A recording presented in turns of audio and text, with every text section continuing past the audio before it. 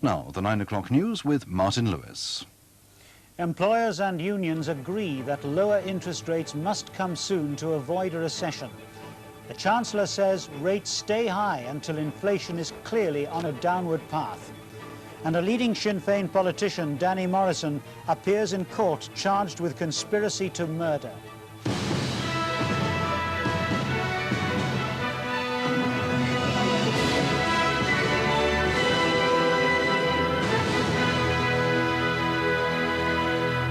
Good evening. Employers and trade unions united today to try to persuade the Chancellor of the Exchequer to bring down interest rates soon. At the pre-budget meeting of NEDI, the National Economic Development Council, the Chancellor heard both CBI and TUC leaders warn him that a recession will be difficult to avoid if the cost of borrowing is not reduced. Mr. Major's reply, that although inflation is now stable, it is not yet on a downward path, and interest rates must stay high until it is. The CBI and TUC also argued that Britain lags behind her major competitors in coming up with new measures to boost investment and training. This from our economics correspondent, Steve Levinson. Morning.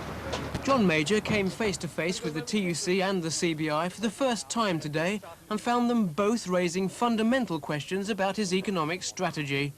While he may have expected that from the unions, industry's message was more painful. The employers said Britain's inflation and balance of payments problems were mainly due to the economy's inability to supply the goods needed to meet demand. More investment was vital, but was under serious threat from high interest rates and a squeeze on profits.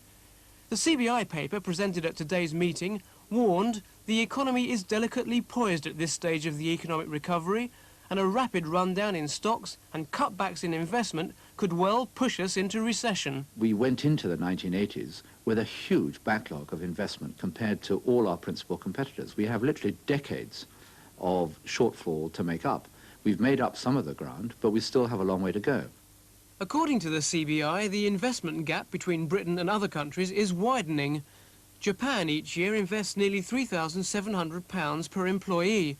In France, the figure is also well over £3,000, with investment per worker in West Germany only slightly lower.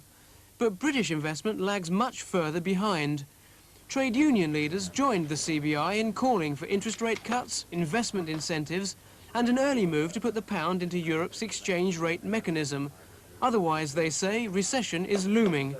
We've got to see interest rates come down. It's crippling industry, it's crippling our domestic front so far as mortgages are concerned. Quite frankly, we're heading towards a recession. It's not often the Chancellor meets union leaders and employers together. Today he found both sides had a similar message for him. It's that the risk of a recession will continue to grow unless he cuts interest rates and encourages industry to invest. But Mr. Major's top priority is tackling inflation, which he thinks is caused by too much demand. So interest rates need to stay high. The inflation has essentially come from a great growth of demand.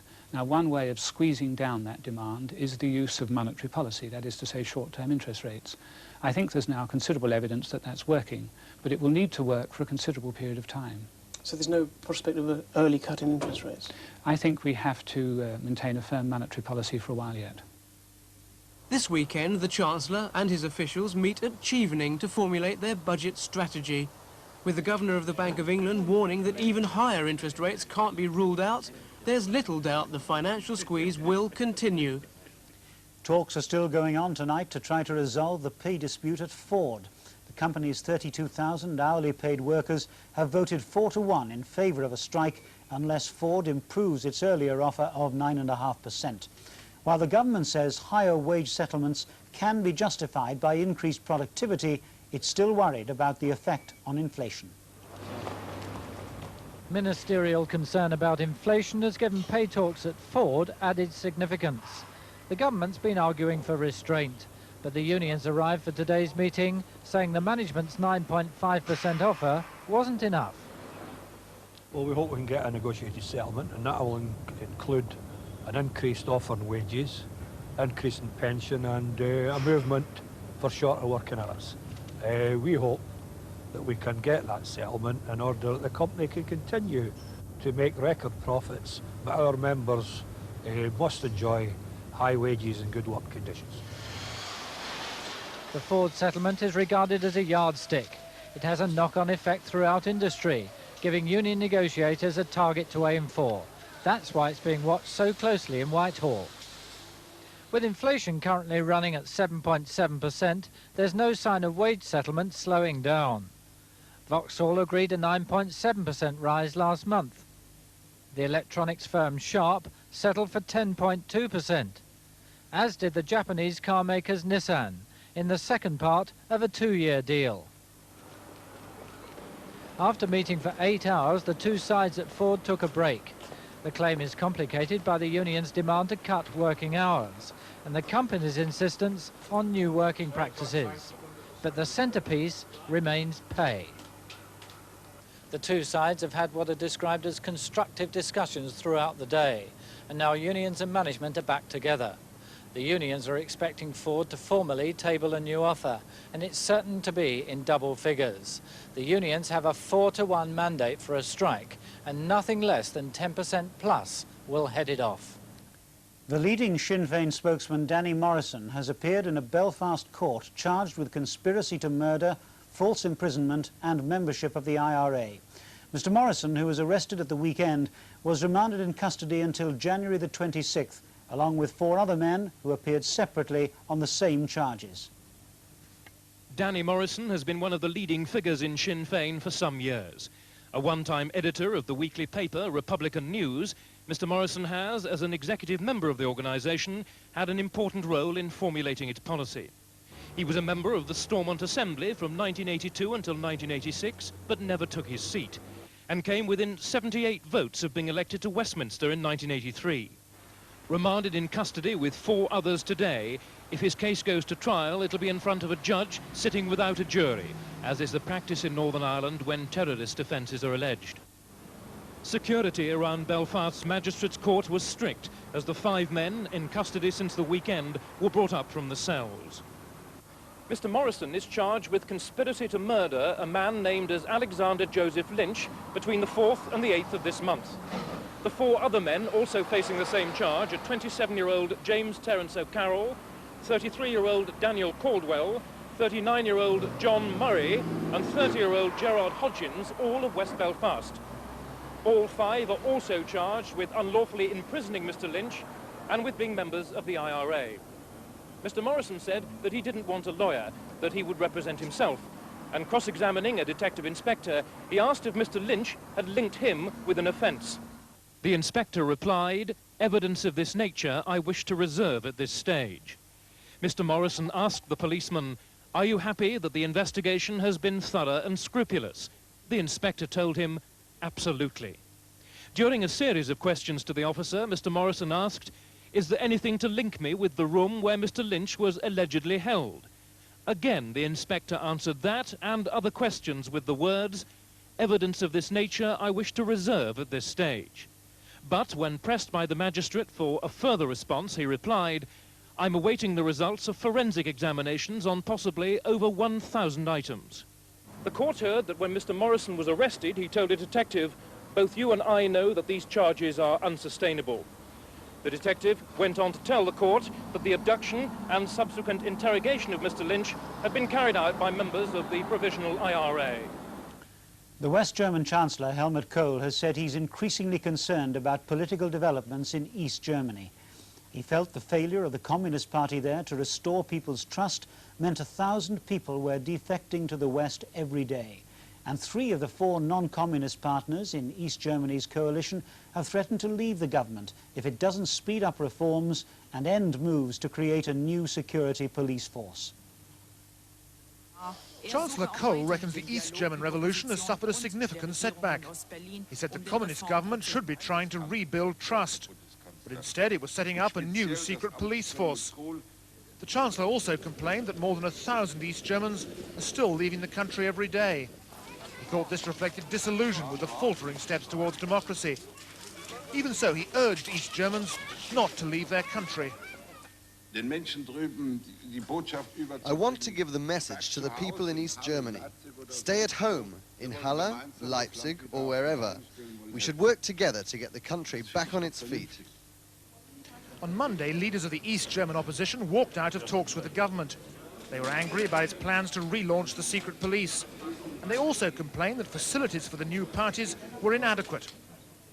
The lack of facilities was impressed on a group of Euro MPs who were visiting East Berlin to assess the progress to democracy.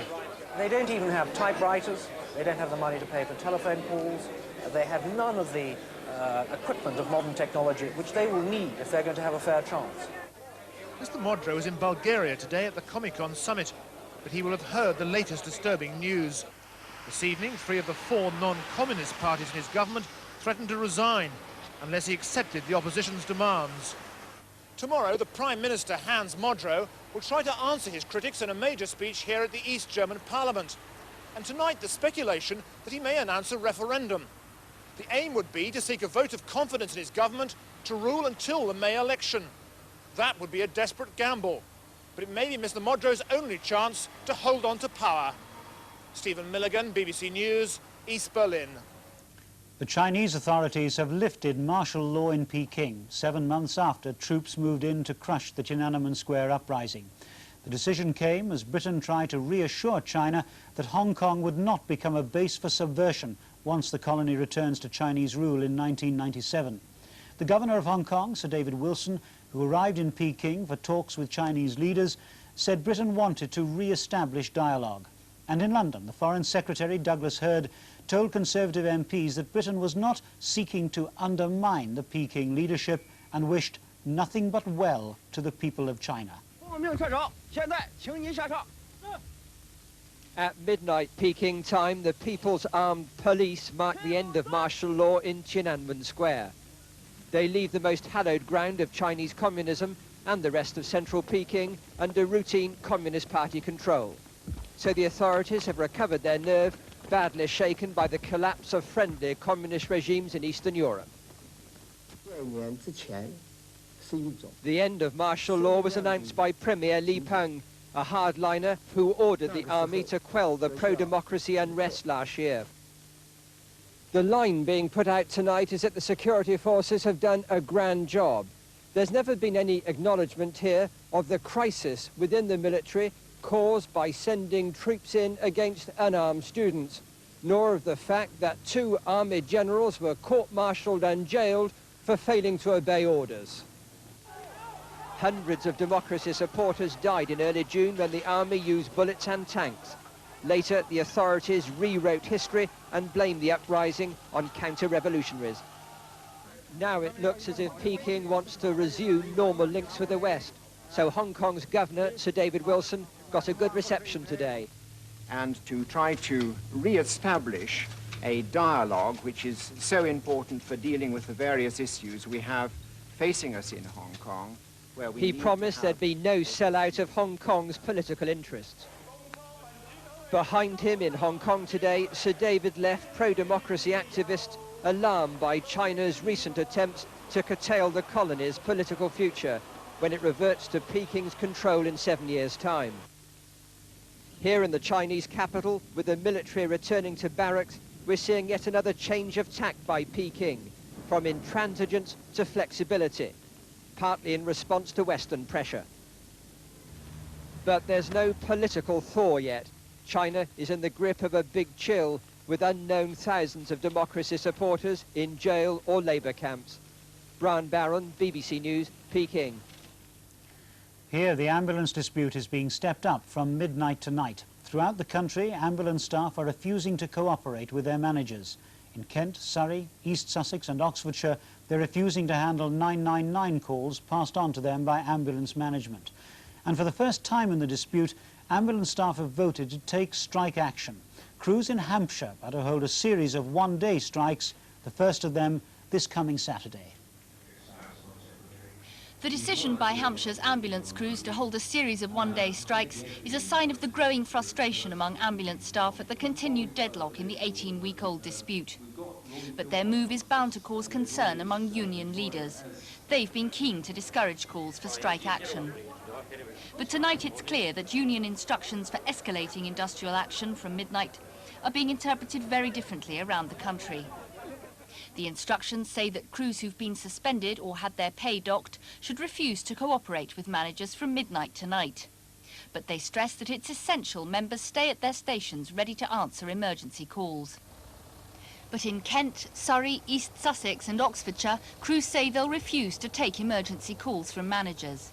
Instead, they want to set up an alternative emergency service. But tonight, ambulance chiefs in Oxfordshire obtained a temporary injunction aimed at stopping crews using ambulances to operate their own service. Here we have a situation where the staff are saying, we're not going to work for you, we're not going to take any instructions from you, we're not going to do what you say, we're not going to tell you what we're going to do, and oh, by the way, we are going to transfer ourselves to another managerial body. Now, clearly, the Oxfordshire Health Authority cannot accept any legal responsibility, they cannot accept any indemnification responsibility, and under those circumstances, the patients would be at considerable risk.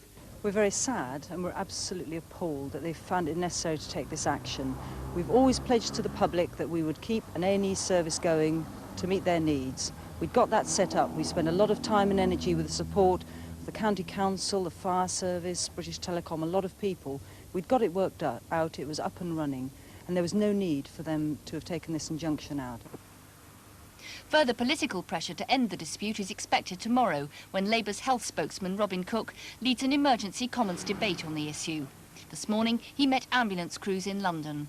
I'm going to challenge Kenneth Clarke, if he dares, in the House of Commons on the record, to repeat his assertion that these people are simply professional drivers not providing an emergency service. That statement undoubtedly has caused a lot of offence to the people I've spoken to today. But the government has made it clear there's no more money available for the ambulance workers and that it's now up to the unions to make concessions to end the dispute. Concessions they say they're not prepared to make. The European consortium, which builds the Airbus aircraft, is threatening British aerospace with a bill for millions of pounds for lost production. A strike over shorter working hours at the company's Chester plant, where wings for the Airbus are made, has disrupted construction of the plane. Within a few days, assembly of the aircraft could stop altogether. It could mean hundreds of workers throughout Europe being laid off. The head of Lithuania's Communist Party has called for calm on the eve of President Gorbachev's visit to the Republic to discuss the local party's decision to break away from Moscow. This morning, thousands joined a rally in the capital Vilnius calling for independence. Tomorrow, nationalist groups hope 1 million people will turn out. It was an independence rally and its message was aimed at Moscow. The thousands who gathered in the centre of Vilnius, leaving the Kremlin's envoys in little doubt of the mood in Lithuania. Virtually the whole population now want to quit the Soviet Union. Only the native Russians implanted here over the last 40 years to Russify the Republic now oppose it, and their voice is being increasingly drowned by the roar of nationalist fervour.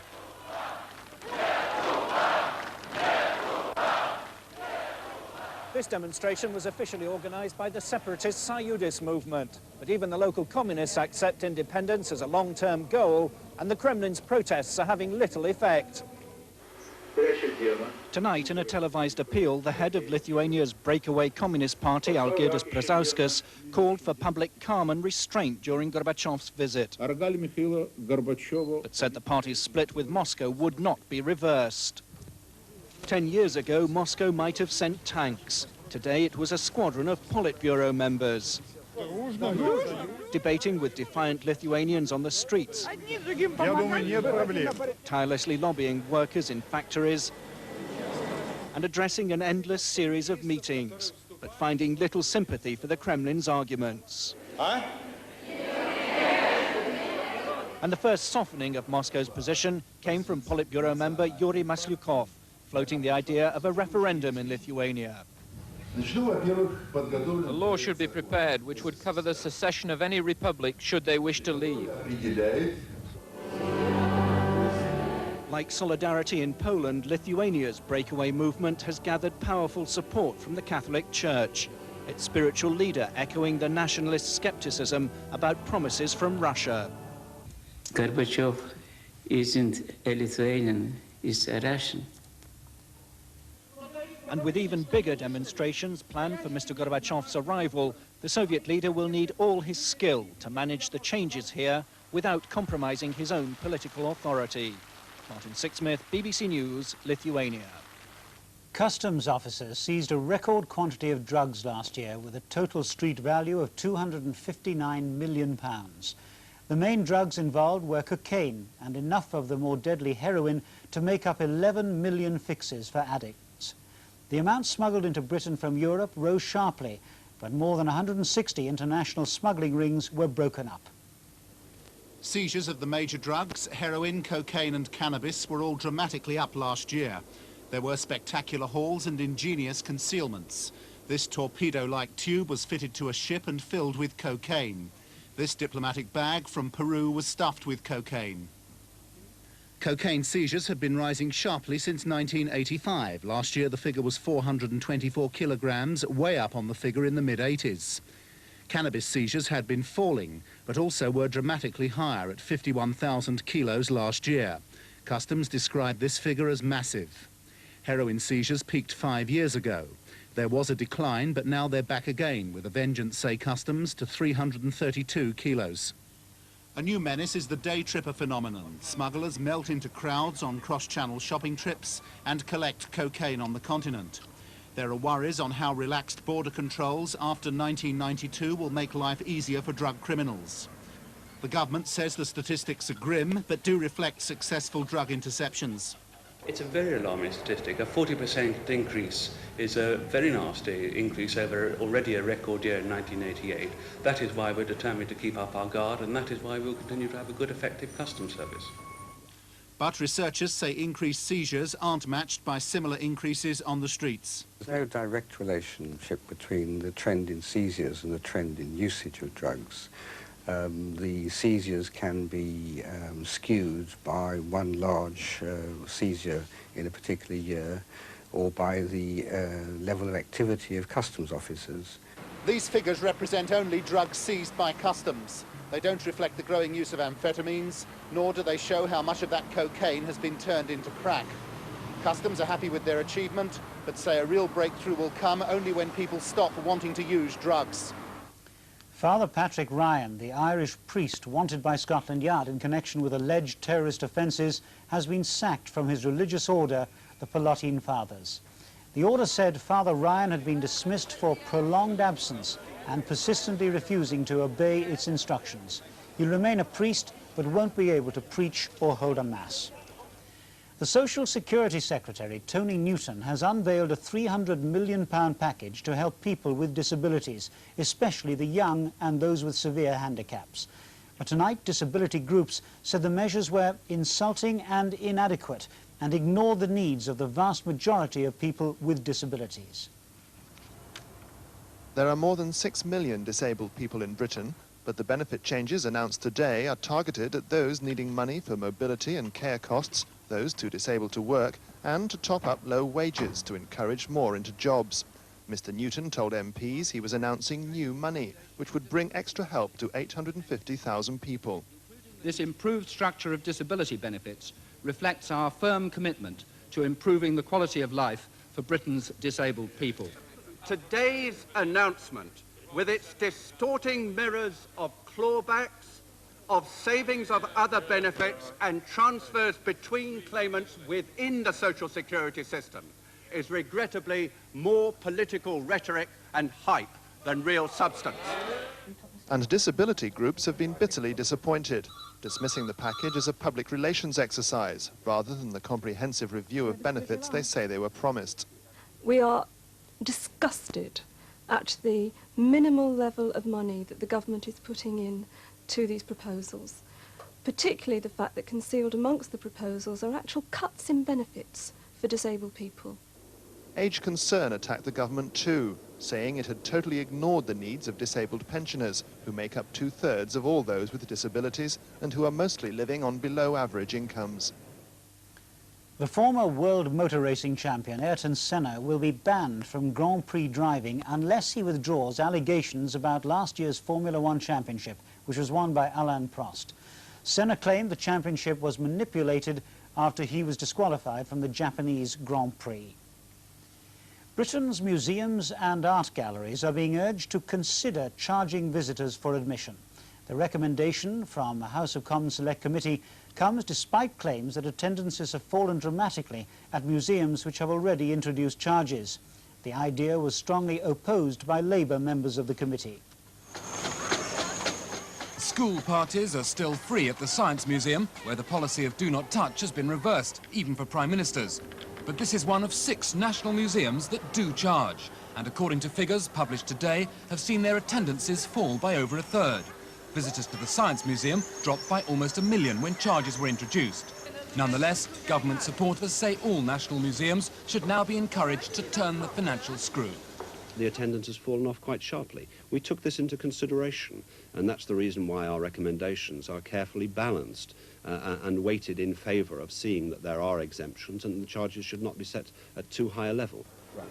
The Shadow Arts Minister and Labour colleagues broke with convention, issuing what they call a minority report showing their unhappiness at museum charges. It's the government that are departing from a tradition of free access to our national museums, which are paid for by the taxpayer. They're actually deterring people by these charges, when we ought to be doing everything we can to widen access to museums. Museums that have introduced charges, such as the Victoria and Albert, believe they're living in a different economic climate today, in which they can't count on government to fund their development plans. When the Heath government introduced charges in the 70s, attendances dropped by 60%. The Tate Gallery, which is protesting again now, led the celebrations when the government backed down. It's the British Museum that's leading the resistance this time. Its director says he'll resign rather than force the public to pay. The situation is basically that we do feel that we have to have certain things provided by government. And the best things in life are free, and among the best things are museums. Well, we're going back now to the Ford pay talks, which have just broken up. Management and unions have been talking all day following the union's threat to strike unless Ford improve their 9.5% pay offer. And I'm joined now by our industrial correspondent, John Fryer, who I gather has details of a new management offer. John, what's on the table now? Well, Martin, within the last few minutes, there has been a dramatic development here. Ford has improved its offer, and it's taken the offer from 9.5% to 10.2%. In other words, the Ford unions have achieved their target, which was to break through the 10% barrier. So does that mean that the unions are likely to accept that offer? It's by no means certain the unions will accept this offer. A lot of them have been saying that even if the 10% was beaten, it still wouldn't be enough. There are all sorts of other strings attached to this deal which are still being ironed out, and the meeting continues. It hasn't been accepted yet. John, briefly, what is this breaching of the 10% barrier likely to mean for pay negotiations that are still in the pipeline, and indeed the government's whole anti-inflation policy? It's a very crucial day for the unions to have made this breakthrough.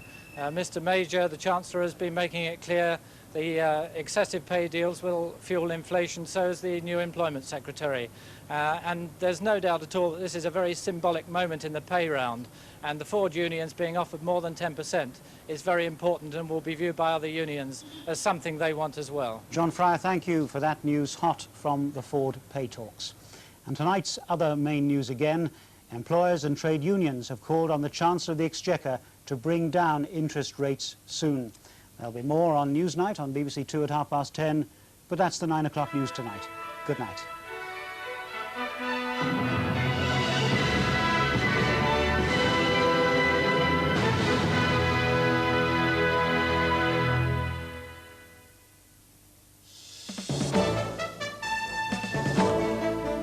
From Newsroom South East, the main stories this evening. Inquests into the deaths of 2 of the 6 babies who died at the Brompton Hospital in West London were opened and adjourned at Westminster Coroner's Court today. Roxanne Campbell, who was 18 days old, and Robert Davis, aged 8 weeks, died in the intensive care unit on Saturday. The cause of death is still being investigated. Brentwood Council in Essex is to seek a meeting with the Housing Minister for financial help to avoid huge rent rises. Plans for the increases are being announced at a council meeting this evening. It's to bring council rents into line with the open property market. The wife of the murdered wealthy Surrey property owner, Lewis Raggett, has been charged with conspiracy by police this evening. Mr. Raggett was found stabbed and clubbed to death outside his house in the village of Ash near Farnham in September. His wife Mary is one of 4 people charged with conspiracy to murder. The parents of a missing 15-year-old girl dragged out of a London Underground station have appealed for her return. Joanne Little was forced out of Kilburn Park tube station by a gang of youths on Monday night. Police say Joanne from Queen's Park in West London could have been seriously hurt by her attacker. She might be a prisoner or is now too afraid to come home. 325 jobs are to go in Kent because of the closure of a bottle factory on the Isle of Sheppey. United Glass say the plant will shut in September when they switch production elsewhere in the country. The Royal Marines Disaster Fund, set up after the IRA bombing at Deal Barracks in September, has reached more than £1 million. The fund now stands at £1,692,000. It'll be distributed among families of the 11 bandsmen killed by the explosion. And that's all from Newsroom South East. Now the weather with Suzanne Charlton. Good evening. It's been really a very mild day over many parts of the country. Let's take a look at the league table, shall we, and have a look. Mumbles was the very warmest of all, but it shared 13 degrees Celsius, 55 Fahrenheit, with both Torquay and Minehead. With just a couple of exceptions, virtually the whole of the country managed double figures up to 10 this afternoon. Now, the reason I'm looking back to this is just to emphasise that tomorrow again will be a mild day virtually right across the country. Up to 10, even up in northern Scotland, I should think, despite the very strong to gale force winds that will be picking up yet again out there tomorrow. It's still blowing a gale up there just at the moment. I think later on tonight those winds just dying down below gale force for a time, but they'll continue to bring quite a number of blustery and squally showers across from the west, just a small chance of thunder early on in the night. Some clearer skies for a time across on the eastern side of Scotland, northeast England. A lot of low cloud over southern and western areas, though, already bringing a little bit of rain and some drizzly weather around there. And that'll push its way up from the Irish Sea across Northern Ireland and just about getting into parts of southern Scotland by the end of the night there. So then it's in the clearer slots in eastern Scotland that we'll see the lowest temperatures. Nothing to worry the gardeners with, though, only down to around 5 degrees Celsius and very mild down in the south, 9 or 10.